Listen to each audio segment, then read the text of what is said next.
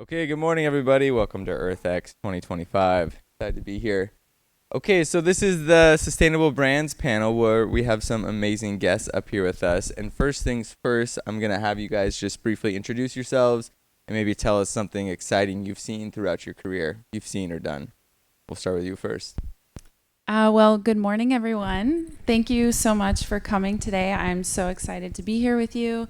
My name is Ellen Spooner, and I have been working for over the past decade in sustainable communications, working at organizations such as the Smithsonian Institute, NOAA, the National Oceanic and Atmospheric Administration, partnering with National Geographic, and leading communication campaigns nationwide across the globe.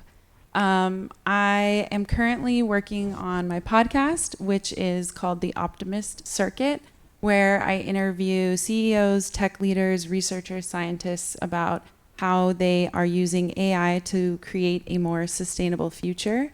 And I'm very optimistic about what we can do there. And I'm giving a talk later today at 4 p.m. where I'll get into more details about that. So yeah, that's me. I think this one work? We'll see. Thank you for sharing, Ellen. Agreed. AI. There's a lot of beautiful. We'll see. I'm Hap Klopp, and I'm probably best known for having started a company called The North Face. I ran that for 20 years and then sold it. And following that time, I've had a consulting company, and I teach and I write books, and I speak around the world about sustainability and environment, because that was at the heart of what we did at North Face. And that was a time when not everybody agreed with what we were doing, but we were able to, over time, prove that it was a fairly good basis for a company. And frankly, the outdoor industry followed that model with some great companies. Think of Patagonia, think of Cotopaxi, and others. And so I'm excited about always putting that message forward, particularly when I'm teaching, because I'm teaching a lot at university levels, but I'm seeing a lot more enthusiasm than with my peer group of people who maybe aren't as enthused about it. Thank you. My name is Doug. Dylan alluded to earlier, but I played 14 years of professional ice hockey. Yes, my teeth are fake. I'm going to the game tonight. My buddies, all my friends now are retired and they're coaching in GM, so I got a few friends with the Dallas Stars, so I'll be there tonight. But when I retired in Portland, Oregon, I I was coaching and teaching ice hockey, do what you know, of high school education, so that stuck to what I did. And fell in love with the apparel industry through a lot of the kids I coached. Their parents worked for Nike and understood what the supply chain was going on, what was doing to our planet. And that brought me down this rabbit hole of sustainability and the environment. And that was 7-8 years ago. I started my first apparel brand, which is very difficult. I think Sam referenced during the pandemic. So I raised some money, started an apparel brand, licensing the technology called Filium as the first time as a use case, and grew that for 4 or 5 years. And that company was acquired in 2023, late 2023. And last year we started licensing it. So what's interesting is now I can touch so many different industries. In fact, North Face is becoming a partner of ours in the last just few months. But for the first time now, taking it to $1 trillion textile manufacturing world, because we everything from tablecloths to placemats, bed sheets, pillowcases, apparel. But it's an industry that's very dirty, that affects every single one of us every single day. And it's exciting to be able to actually try to make a difference, or even just a small difference. Awesome. Thank you so much for that introduction. And I think that dives right into the first question. I'm curious, this is, I'm sure the audience is, to hear more about Doug, your company, and Hap, how maybe you two have, you were saying North Face is now one of your clients where you guys work together. Our first question is verbatim, in a crowded marketplace, how can a brand authentically stand out as sustainable without falling into the trap of greenwashing? So maybe if you could share a little bit about that, and then what do you have for the future? Of course, and understanding that we're all trying to, I'm an optimist. Ellen will come on your podcast one day. I think everyone's trying to do their best. I know that some brands get caught up in greenwashing, but they don't even know it. I almost think about back in the day when you had lead-based paint on the walls, and like nobody knew how bad that was. And then one day you wake up and that's terrible for you. So I think every day our science and innovation is it's so rapidly increasing that you can get caught up in greenwashing without even knowing it. So I think as long as you have that radical transparency as a brand trying to do your best. I mean, I was growing a small, tiny apparel brand, and it was 20 cents extra for having biodegradable packaging for every one of our t-shirts. I'm going, good Lord, I can't afford 20 more cents of packaging. Our margins are already so tight, but you have to do your best. So we just sucked it up and did it. And we made very, very low margins in our first 4 or 5 years, but I believed it was the right thing to do. So at the end of the day, I think being honest, and as new changes in the market happen, recognize, oh, hey, this industry switched, or this new testing. I mean, as an ex-pro athlete, we got drug tested every single year.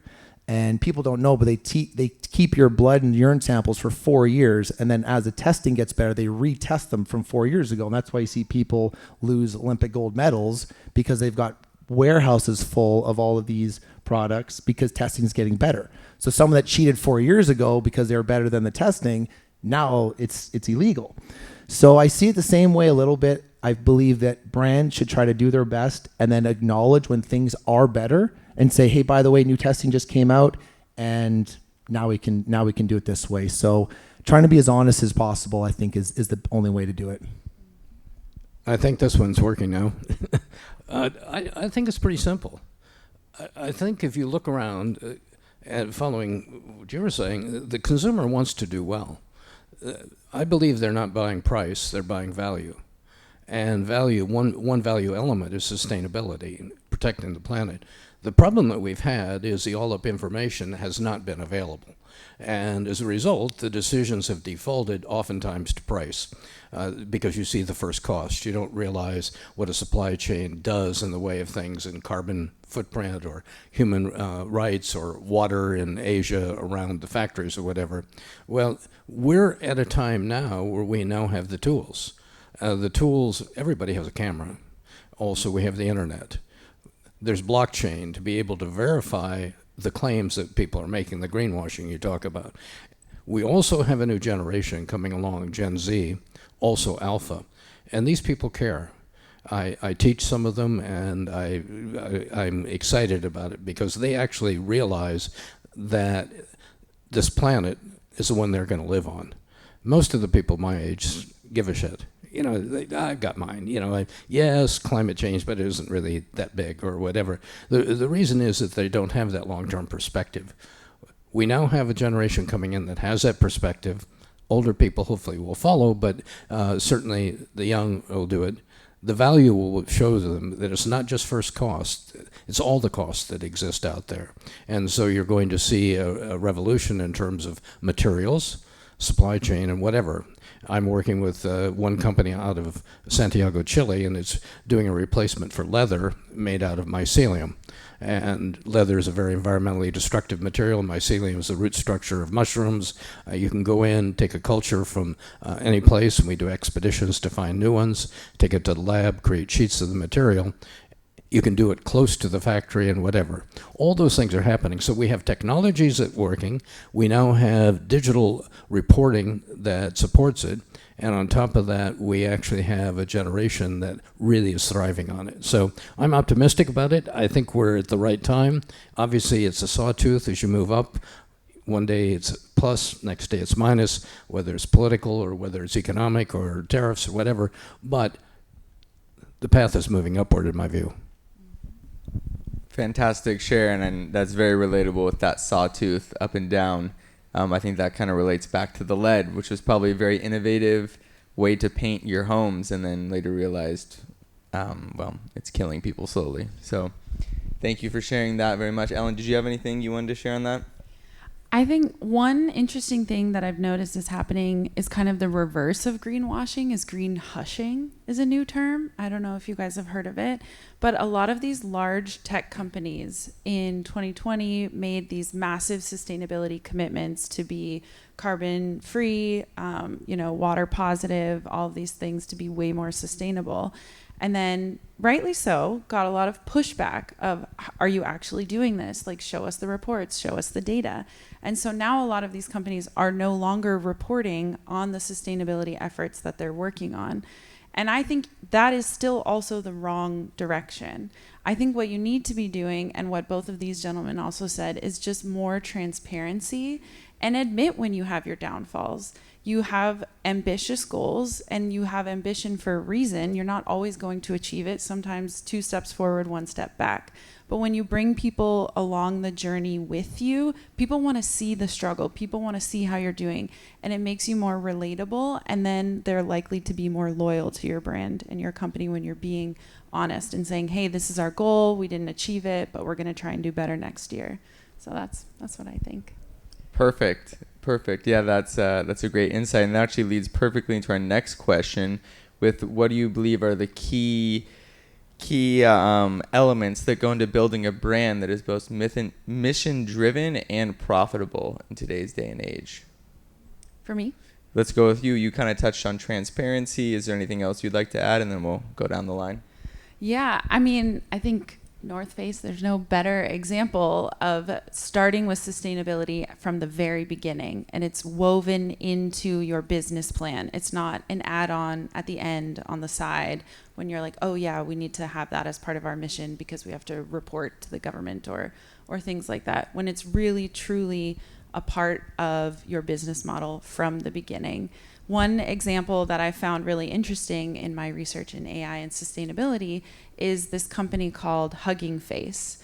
And they are an open source ML, large language model company where they're building tools and models that people can use to adapt AI to very specific needs. And they were one of the very first companies to release a report on the carbon emissions from their large language models. And that kind of set the standard for the rest of the companies to show transparency around their emissions as well. And so while they're reporting on their emissions and they have a very climate-focused business model, they still made $50 million in 2023. So I think it's a great example of how you can build and innovate and make money and keep sustainability at the forefront of your business model as well. So, yeah. Fantastic. Thank you for sharing. Hap, let's toss it to you. It's a pretty big topic, so I'll try to be succinct. But the reality is brands are not logos. Brands are not taglines. Brands are what you stand for, and brands are also what people think about you. And unless those two things sync up, you haven't really created a brand. Now, what I believed when I started the North Face and the companies I consult with or advise, I always get behind the idea that what you need to do is find 3 words that cut across everything you do that are the qualitative aspects of what you stand for.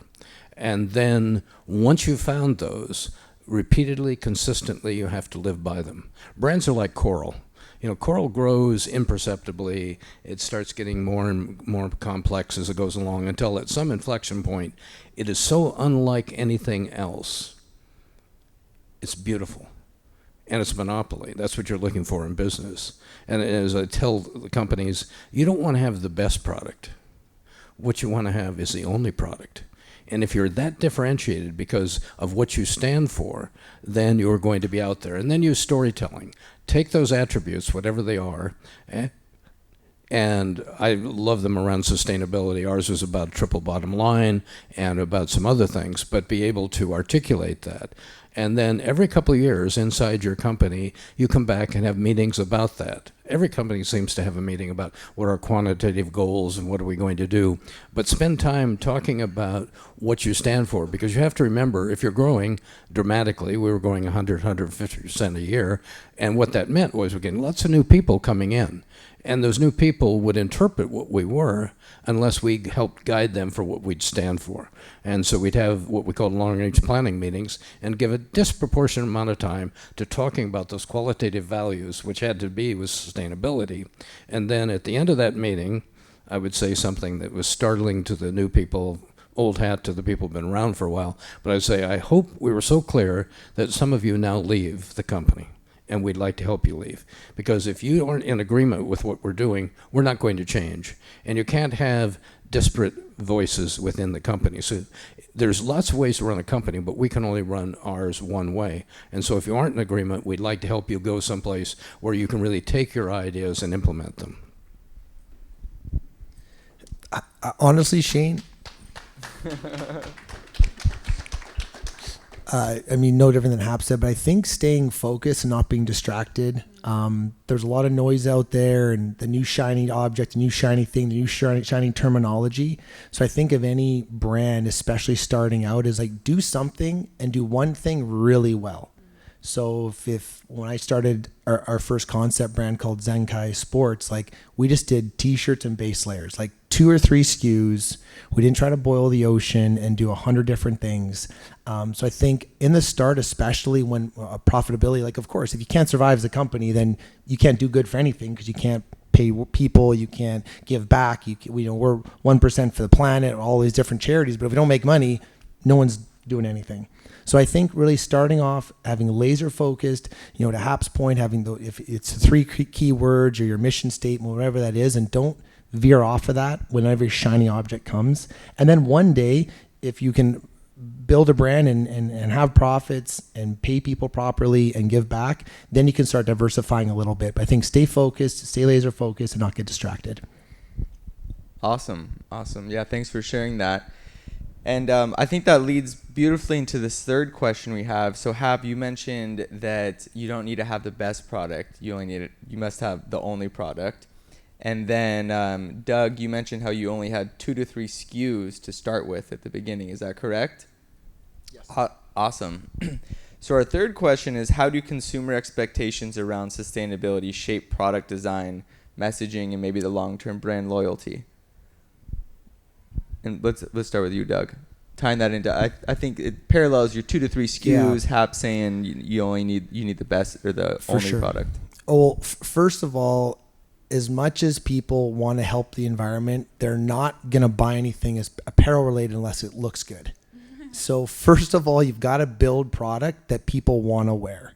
Again, if you get so granular, like for us, we started with black t-shirts, white t-shirts, made the cut, the style, the very, very forgiving, if it's athletic piece. So for us, it was making sure we're building things that people wanted to wear. And we had the same messaging behind all of that. So then once you get a following, I mean, one of our light switch moments in a good way was after my 3rd year running the company, our customers emailing me or phoning me because we're so small saying, I'm so sick of wearing black and white t-shirts. Can you make one color, please? So for us, it was like, okay, these are people that have been rebuying. We have a long-term value add to our customer. Now I can afford to diversify and bring in a blue or a green. So I think for us in the early days was building product that people wanted to wear and staying really true to that messaging.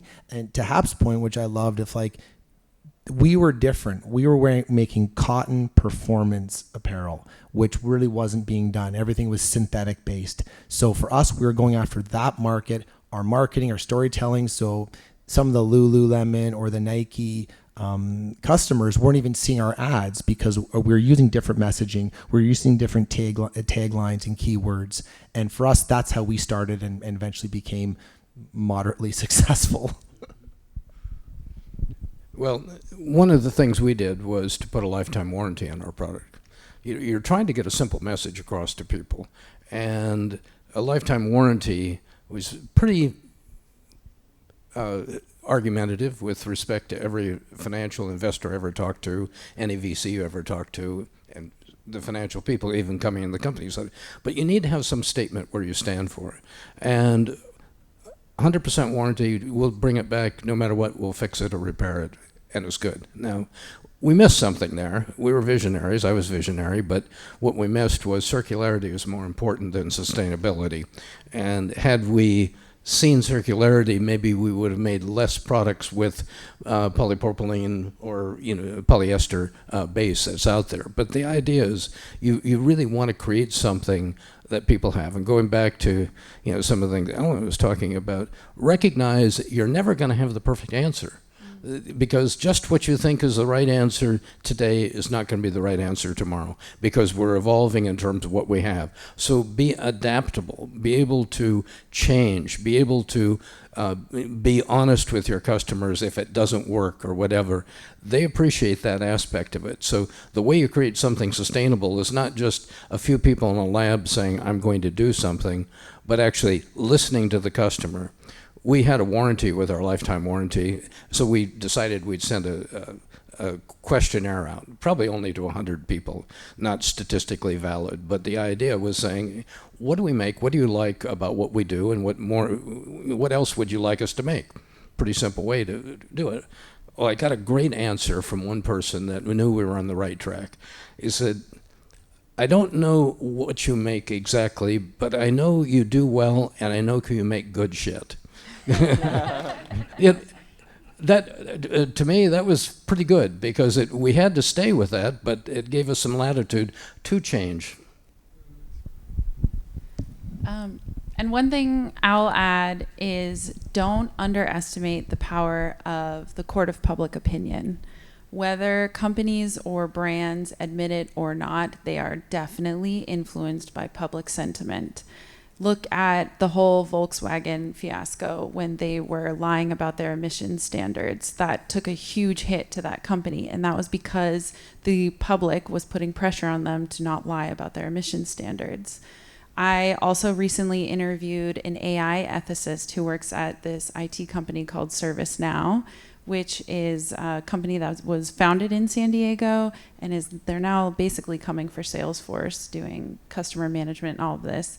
And the woman who is an AI ethicist there told me she's been working in AI ethics for a very long time, but only in the past couple years when she talks to people about what she does, people are like, oh, wow, that's so cool. I'm so glad that this organization is considering that and thinking about that.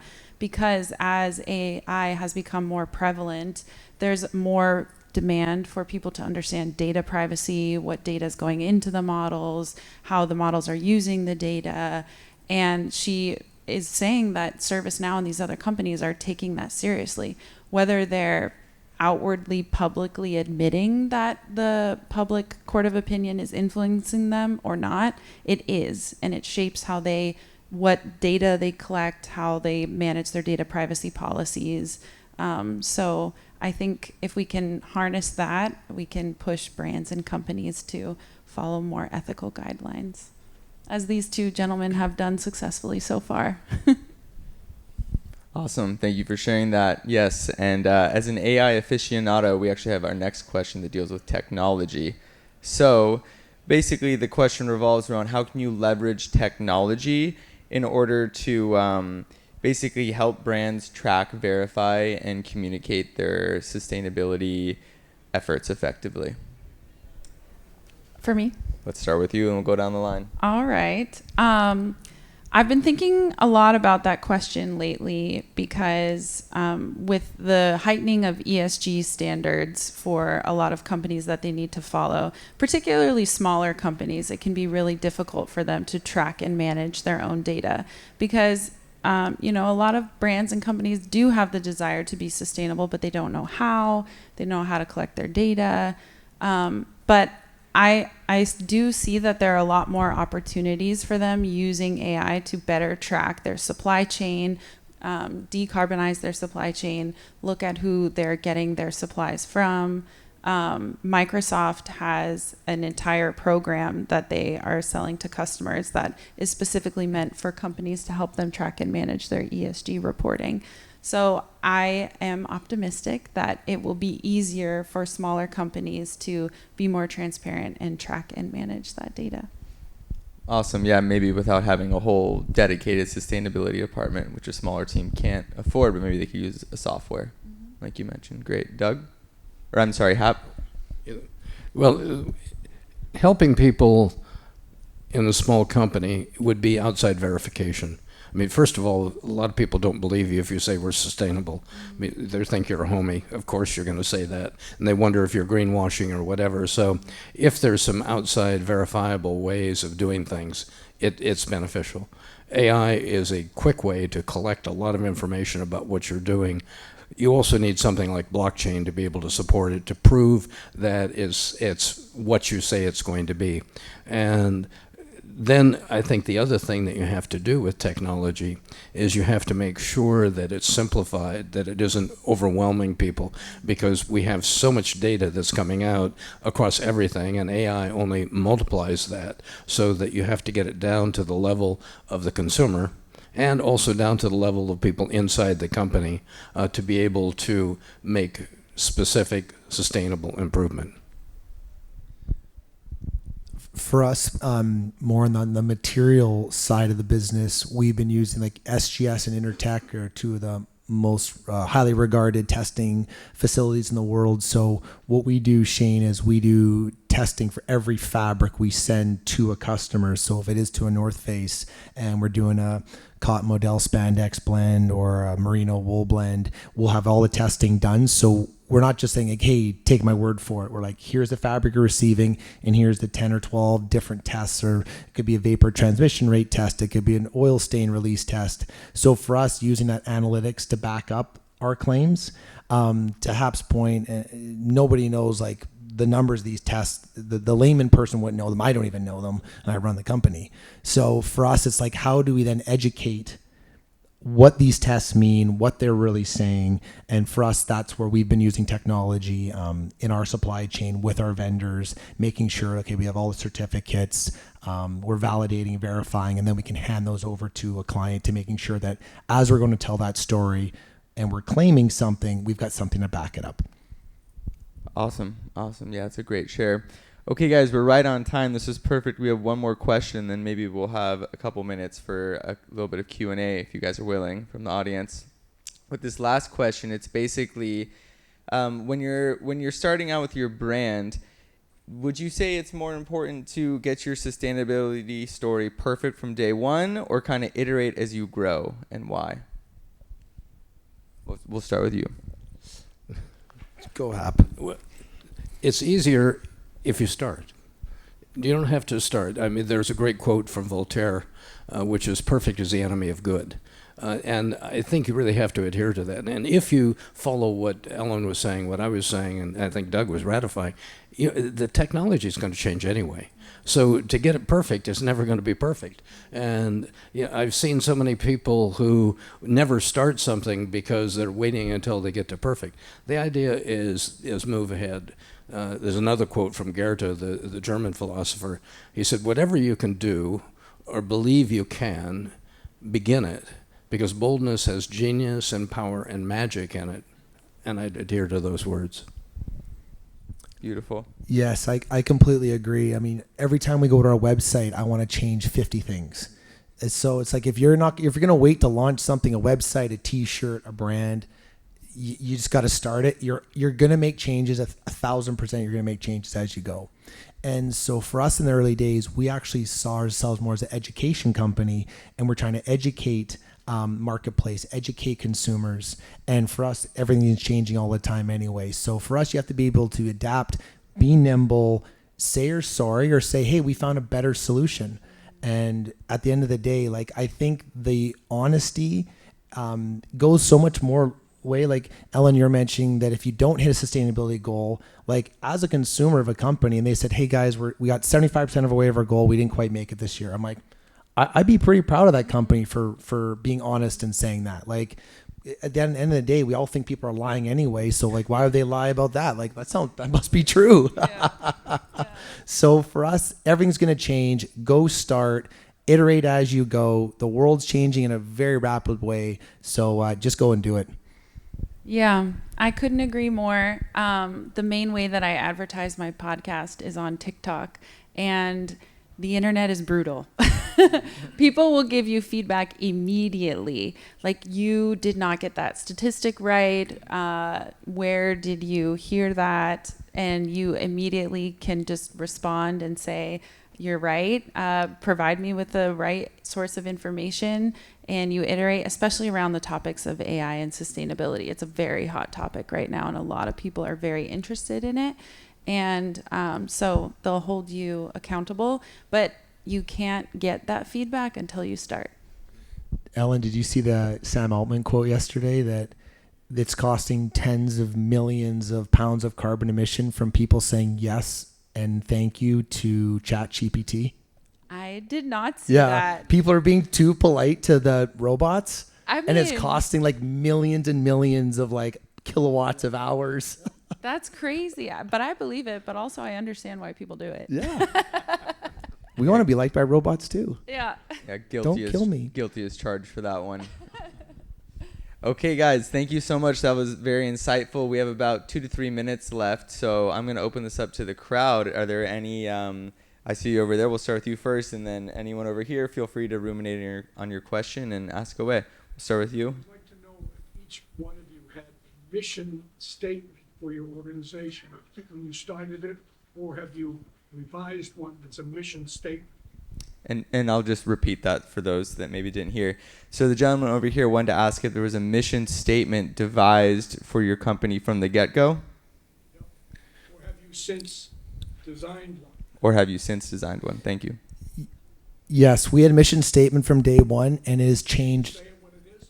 Oh God, from day one. I think it's changed more times now that I can remember. But we came, actually, it's funny, I didn't even know Hap was going to be here to say it, but we have 3 words now. We have performance, wellness, and sustainability. So that's now what it's become. But over the years, it's went from like a 2 or 3 sentences to 1.5 sentences to 1 sentence to now 3 words. So every day when we talk to brands or clients or partners, there's 3 core pillars for us, and it's performance, sustainability, and wellness. But it's changed multiple times. Ours was very simply bring the customer back. If you're making a lifetime warranty product, then how do you bring the customer back? Either by creating something new and additional.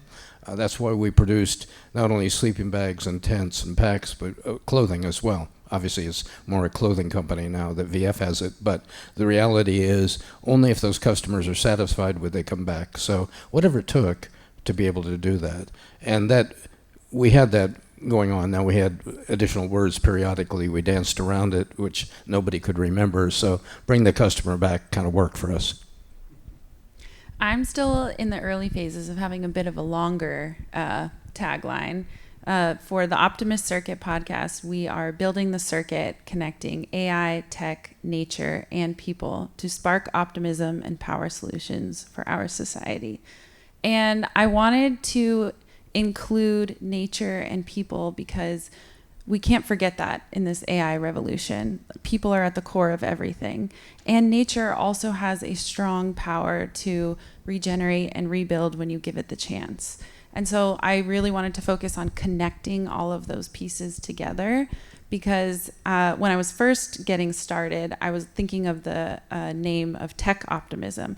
But apparently there was a whole movement already named tech optimism where they thought that technology could solve all of our problems. And I wanted to distinguish myself from that because we need people and we need nature all together to solve the problem. So that's my tagline. Thank you.